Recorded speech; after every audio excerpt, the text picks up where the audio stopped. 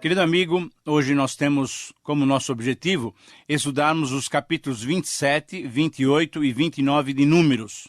E você pode se preparar, pois estamos chegando ao final dos estudos desse livro e quero desde já avisá-lo que dentro de 4 programas já estaremos estudando o Evangelho de João. Bom, mas vamos dividir o capítulo 27 em 3 porções para estudarmos bem o seu conteúdo.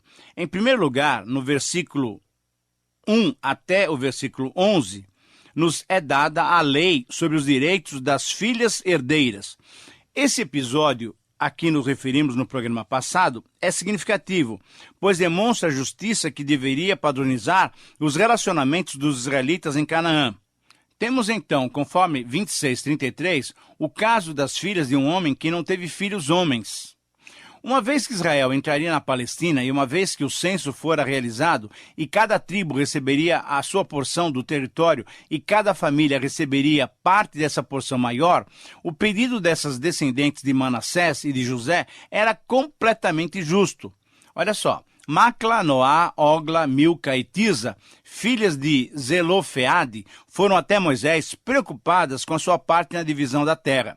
Foram reverentes e, prostrando-se diante de Moisés, Eleazar e os demais líderes de Israel, relataram a situação delas.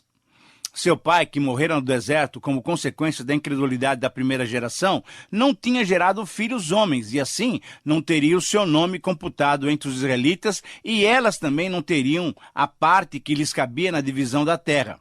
Pediram então parte da herança próxima aos seus parentes. Era uma reivindicação justa e, por isso, Moisés levou o caso diante de Deus. Essa situação demonstra também para nós que as leis divinas não foram dadas de uma só vez, mas nas mais diferentes áreas foram sendo dadas ao povo à medida que as situações as exigissem.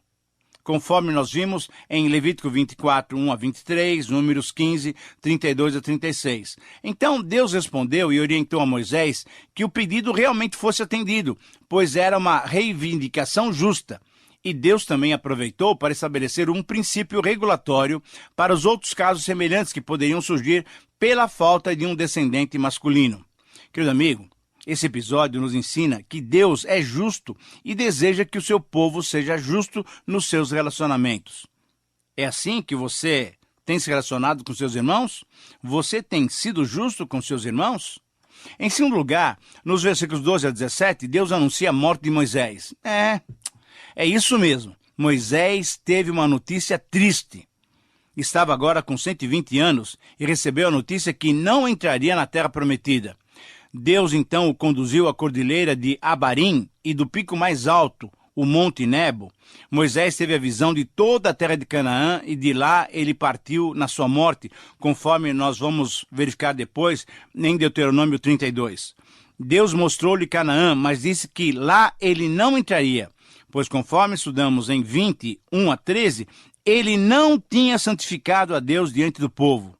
Ora, diante desse episódio, 2 detalhes devem ser destacados. Primeiro, certamente Moisés foi perdoado por Deus, mas ele experimentou a consequência de não usufruir totalmente da bênção. Mas é interessante notar que Moisés ainda teve o privilégio de colocar os seus pés na terra prometida. Sabe quando? Foi lá, exatamente isso, em Mateus 17, lá quando ele esteve com Jesus no Monte da Transfiguração. Agora, um outro detalhe, o segundo detalhe, mesmo sabendo que não iria entrar em Canaã, depois da notícia, Moisés demonstrando seu coração de um pastor amoroso, Moisés pediu a Deus em favor do povo. Moisés pediu que Deus providenciasse um líder que pudesse conduzir o povo corretamente, dando-lhe segurança, indicando os caminhos pelos quais deveriam seguir. Que atitude! Que exemplo para nós seguirmos! Que desafio para cada um de nós! Moisés submeteu-se ao julgamento do Senhor. Não pediu nada para si, mas ele se preocupou com o povo. Preocupou-se em que o povo conquistasse o seu objetivo. É assim que nós tratamos os nossos irmãos? É assim que você trata os seus irmãos? É esse o seu interesse pelos outros? Ou você tem mais interesse nos seus próprios projetos pessoais? Em terceiro lugar, nos versículos 18 a 23, Josué então é definido como sucessor de Moisés. Deus responde a Moisés, responde de modo claro e objetivo. Então nós vamos ler os versículos 18 a 20, nessas palavras de Deus, de uma maneira muito correta, ele responde a Moisés.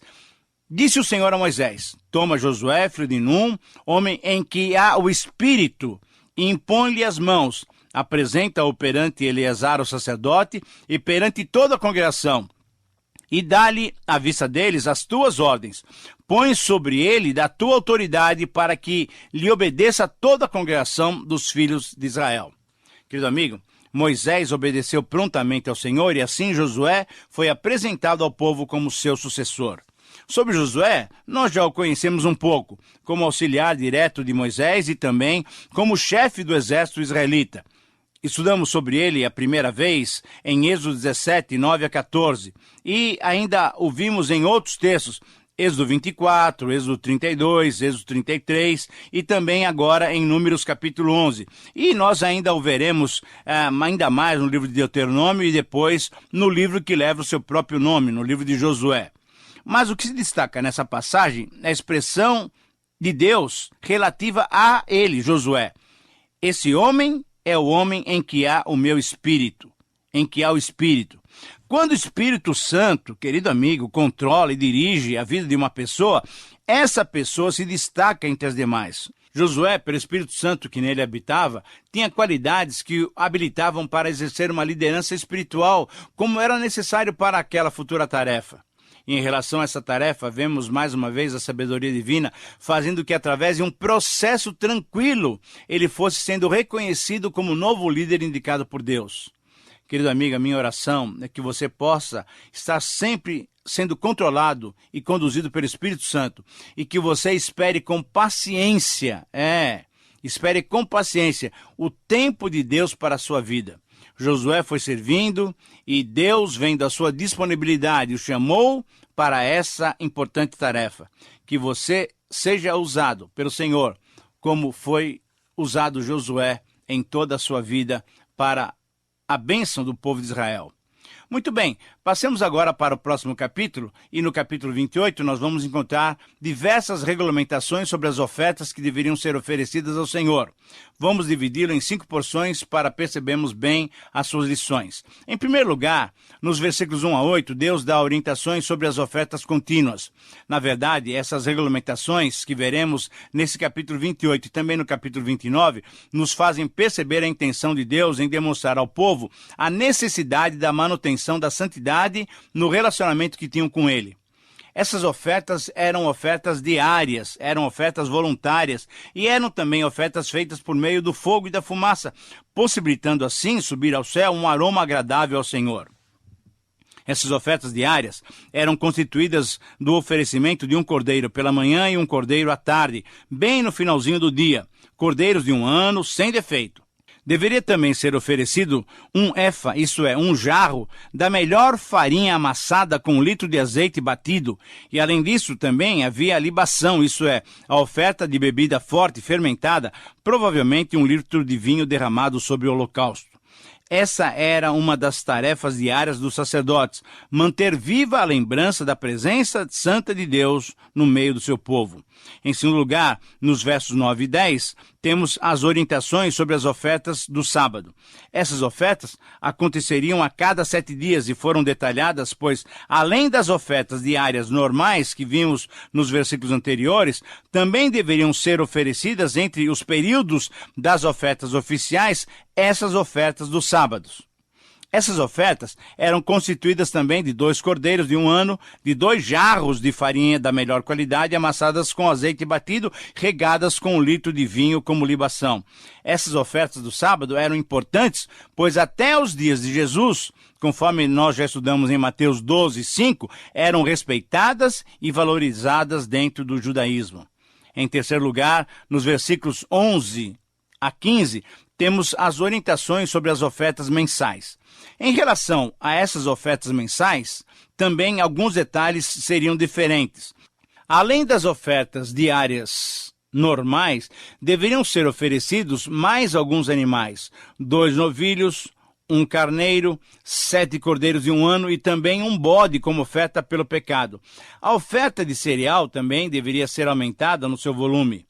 Essas eram celebrações significativas para todos os israelitas, e nessas ocasiões as trombetas de prata, além de serem tocadas para convocar o povo, eram tocadas durante a adoração, conforme nós vimos em 10:10. Os meses dos israelitas eram computados através da observância da lua. Por isso se diz que eles seguiam o calendário lunar, pois era celebrada a cada lua nova, conforme o versículo 14. Deve-se destacar também que essas celebrações mensais eram de características bem familiares, conforme nós veremos em 1 Samuel capítulo 20 e em 2 Reis capítulo 4. E assim, as diversas famílias israelitas se reuniam para celebrar ao Senhor. Querido amigo, eu creio que vale a pena refletir sobre esses dias especiais, aplicando-os aos nossos dias. Como é que vai a nossa vida de adoração familiar? Em nossos dias, em que cada membro da família tem uma agenda carregada, repleta de compromissos, desde os pequenos até os pais, não se consegue mais reunir toda a família para momentos de comunhão e culto ao Senhor. Será que essas celebrações não deveriam ser praticadas por nós também? Esse é um desafio para os nossos dias de tempos tão corridos. Em quarto lugar, nos versículos 16 a 25, encontramos as orientações para a celebração da Páscoa. Essa era uma outra data tremendamente significativa para Israel. Nessa celebração da Páscoa se recordava o que Deus tinha feito por eles, tirando-os com mão forte do Egito. A Páscoa era comemorada no 14º dia do primeiro mês e a partir do 15º dia, e durante 7 dias se comemoraria a festa dos pães asmos, isso é, pães sem fermento. O dia da Páscoa e o 7º dia da festa dos pães asmos eram santas assembleias e não se deveria desenvolver qualquer atividade nesses dias. E sempre o que era oferecido nessas ocasiões especiais eram em acréscimo às ofertas contínuas que eram oferecidas diariamente. Em quinto lugar, nos versículos 26 a 31, então, nós temos as orientações sobre a festa das semanas. Essas festas também eram chamadas como festas do dia das primícias. Nesse dia específico, nesse dia bem detalhado, era também uma santa convocação. E assim, qualquer atividade diária não deveria ser realizada, pois a motivação era usarem esse dia para refletirem sobre o seu relacionamento com Deus. Nessas festas se exigia uma oferta pelo pecado e 10 holocaustos no seu devido acompanhamento, com todo aquele cerimonial de ofertas de cereais, além também das ofertas de libação, além, logicamente, das ofertas diárias, aquelas ofertas contínuas. E deve-se destacar que no final do versículo 31, encontramos as seguintes palavras relativas aos animais oferecidos nessas ofertas. O texto diz literalmente: ser-vos-ão eles sem defeitos. Agora, por que essa exigência de animais sem defeitos? É importante, querido amigo, entendermos que essa necessidade do animal ser sem defeito e puro se devia ao fato de simbolizarem a própria pureza e a santidade que um Deus santo exigia. Qualquer falha nesse particular era uma demonstração de que o adorador e o sacerdote que aceitasse aquela oferta incorreta, além de não valorizarem a adoração ao Senhor, não estavam oferecendo o seu melhor para Deus. Como veremos posteriormente, quando estudarmos Malaquias 1, 6 a 14, os israelitas, mesmo depois da disciplina do exílio, ofereceram animais de segunda categoria em seus sacrifícios, mas eles foram severamente repreendidos por Deus. Ora, diante dessa observação tão clara, vale a pena refletirmos sobre como nós temos oferecido os nossos cultos a Deus. Você tem dado o melhor para Deus? Ou tem apenas cultuado cumprindo uma rotina, cumprindo a sua obrigação? Lembre-se de que Deus procura verdadeiros adoradores que o adorem em espírito e em verdade. Bom, essas são lições importantes para as quais devemos atentar. E agora, chegando à parte final do nosso programa, vamos considerar o conteúdo do capítulo 29, que continua tratando sobre o mesmo tema das ofertas ao Senhor nessas datas especiais. E para melhor aproveitarmos o seu conteúdo, nós vamos dividi-lo também em 3 sessões. Em primeiro lugar, nos versículos 1 a 6, encontramos as orientações sobre a celebração da festa das trombetas. Nesse texto se destaca logo no versículo 1 a orientação de que nesse dia, isto é, no primeiro dia do 7º mês, os israelitas deveriam respeitar a santa convocação através das trombetas que conclamariam todo o povo, e nesse dia não se desenvolveria nenhum trabalho. Mas afinal de contas, o que eram essas santas convocações?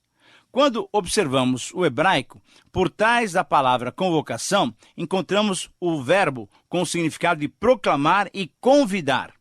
O significado, então, era muito claro. Quando a data era de santa convocação, todo o povo, toda a congregação deveria se apresentar para adoração e celebração coletiva. A referência ao 7º mês era muito importante porque nesse mês, nos seus 10 primeiros dias, era uma época de penitência que terminava com o Dia Nacional de Expiação. E exatamente aqui, em segundo lugar, nos versículos 7 a 11, nós temos as orientações para a celebração do Dia Nacional da Expiação. Assim como no primeiro dia do 7º mês, agora também no 10º dia desse mesmo 7º mês, era também um dia de santa convocação com o propósito de afligir as almas, conforme o versículo 7. Agora, esse afligir as almas significava que deveriam privar-se dos alimentos, jejuando em sinal de tristeza pelos seus pecados. O Dia Nacional de Expiação era uma ocasião solene, considerado o dia mais santo do ano. Enquanto nas outras festas havia celebrações e banquetes, nesse dia, a celebração, a comemoração era com penitência, com quebrantamento, pois se desejava obter o perdão divino. Posteriormente, esse dia veio a ser considerado o Yom Kippur, o dia do perdão. Mas graças a Deus por ele ser um Deus perdoador. Conforme o Salmo 130, versículo 4, e Miqueias 7:18, devemos temer a Deus, pois com ele está o perdão. E temer não é ter medo, não, mas sim dignificá-lo, por tamanha misericórdia, por tamanho perdão, por tamanho amor. Finalmente, em terceiro lugar, nos versículos 12 a 40, nós temos a descrição das ofertas que deveriam ser entregues durante a festa dos tabernáculos. Nesse restante do capítulo, temos a descrição do que deveria ser apresentado em cada um dos 7 dias dessa festa tão significativa também, a festa dos tabernáculos. Querido amigo, quando analisamos todas essas ordens e todas essas regulamentações, constatamos mais uma vez que várias dessas ofertas já haviam sido prescritas em textos anteriores, como, por exemplo, Êxodo 29, Levítico 1 a 7, Levítico 23, e também aqui no livro de Números, no capítulo 15. Então, surge a pergunta, por que novamente Deus inseriu essas recomendações num texto que se ocupa muito mais com a narrativa do avanço de Israel em direção à Palestina? A resposta aponta para o fato de que Israel logo estaria de posse da terra prometida. Nesse avanço, ele estava agora já bem próximo da terra prometida. E assim, era necessário que toda a legislação do culto, da adoração, fosse definida e ficasse bem nítida agora para essa segunda geração saber, então, como deveria se conduzir diante do Senhor. E certamente aqui também foram registrados esses detalhes, pois, como veremos no próximo programa, os israelitas lutando e derrotando os midianitas, conforme vamos ver em 31, 9 a 11, tiveram uma quantidade enorme de animais como despojo da guerra. E aí então eles poderiam oferecer todos esses sacrifícios ao Senhor, mesmo antes de entrar na Palestina. É isso mesmo. Eram muitos os animais a serem sacrificados. Olha só, quando somamos todos os sacrifícios que os israelitas deveriam apresentar ao Senhor durante o ano todo, o total é impressionante. Conforme os cálculos de Gordon J. Wenham, em seu livro Números, Introdução e Comentário, a cada ano os sacerdotes iriam sacrificar, veja bem, 113 novilhos ou bois, 32 carneiros e 1.086 ovelhas, e oferecer mais do que 1 tonelada de farinha e 1.000 garrafões de óleo, de azeite e vinho. Querido amigo, lembrando que todo o sistema sacrificial era um vislumbre, era uma antevisão do que viria e de fato veio através do Senhor Jesus Cristo, podemos constatar mais uma vez a seriedade do relacionamento puro e santo que devemos ter com Deus. Mas, sobretudo, destaca-se a graça que temos hoje de podermos entrar com ousadia na presença de Deus, chamando-o de Pai.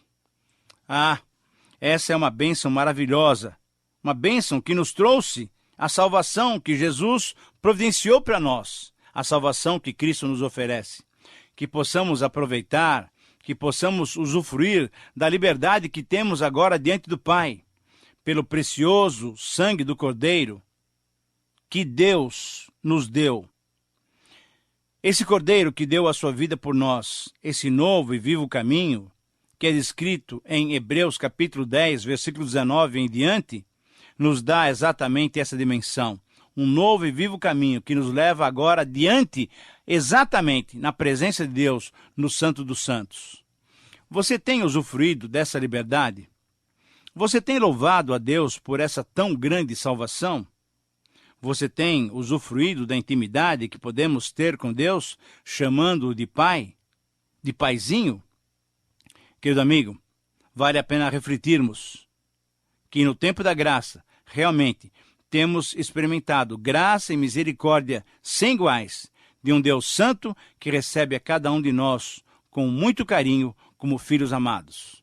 Bom, chegamos assim ao final de mais um tempo de estudos no livro de Números. Como disse, logo nós vamos terminar os estudos em Números e depois estudaremos o Evangelho de João. Então, vá se preparando. Vá lendo antecipadamente o Evangelho.